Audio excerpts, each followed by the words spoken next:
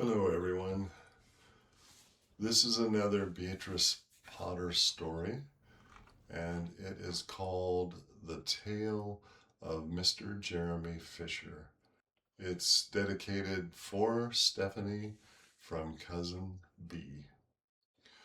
Once upon a time, there was a frog called Mr. Jeremy Fisher.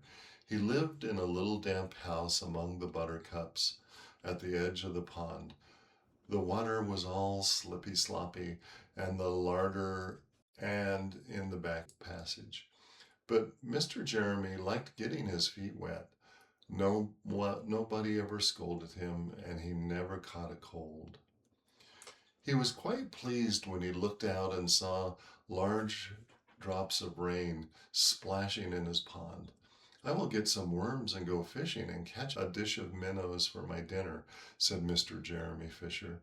If I catch more than 5 fish, I will invite my friends Mr. Alderman Poltimmy Tortoise and Sir Isaac Newton. The alderman, however, eats salad. Mr. Jeremy put on a mackintosh and a pair of shiny galoshes. He took his rod and basket and set off with enormous hops to the place where he kept his boat. The boat was round and green and very like the other lily leaves. It was tied to the water plant in the middle of the pond. Mr. Jeremy took a reed pole and pushed the boat out into open water. I know a good place for minnows, said Mr. Jeremy Fisher. Mr. Jeremy stuck his pole into the mud and fastened the boat to it. Then he settled himself cross-legged and arranged his fishing tackle.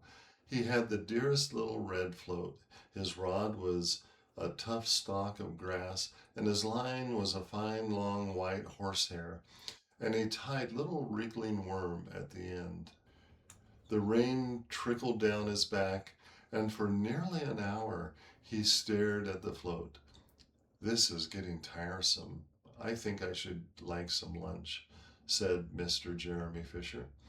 He punted back again against the water plants and took some lunch out of the basket. I will eat each butterfly sandwich and wait until the shower is over, said Mr. Jeremy Fisher. A great big water beetle came up underneath the lily leaf and tweaked the toe of one of his galoshes. Mr. Jeremy crossed his legs up shorter, out of reach, and went on eating his sandwich. Once or twice something moved about with a rustle and a splash amongst the rushes on the side of the pond. I trust that is not a rat, said Mr. Jeremy Fisher. I think I had better get away from here. Mr. Jeremy shoved the boat out again a little way and dropped the bait. There was a bite almost directly. The float gave a tremendous bobbit. A minnow, a minnow! I have him by the nose, cried Mr. Jeremy Fisher, jerking up his rod. But what a horrible surprise! Instead of a smooth, fat minnow, Mr. Jeremy had landed Jack Sharp the stickleback covered with spines. The stickleback floundered about the boat, prickling and snapping until he was quite out of breath. Then he jumped back into the water, and a shoal of other little fishes put their heads out and laughed at Mr. Jeremy Fisher. And while Mr. Jeremy sat discontentedly on the edge of the boat, sucking his sore fingers and peering down into the water, a much worse thing happened. A really frightful thing it would have been if Mr. Jeremy had not been wearing a mackintosh. A great big enormous trout came up, ker-flop, with a splash, and it seized Mr. Jeremy with a snap. Ow, ow, ow! And then it turned and dived down to the bottom of the pond. But the trout was so displeased with the taste of the mackintosh that in less than half a minute it spat him out again, and the only thing it swallowed was Mr. Jeremy's galoshes. Mr. Jeremy bounced up to the surface of the water like a cork, and the bubbles out of the soda water bottle, and he swam with all his might to the edge of the pond. He scrambled out on the first bank he came to and hopped home across the meadow with his mackintosh all in tatters. What a mercy that was not a pike, said Mr. Jeremy Fisher.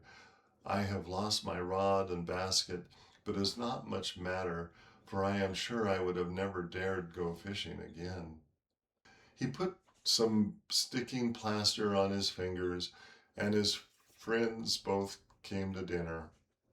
He could not offer them fish, but he had something else in his larder.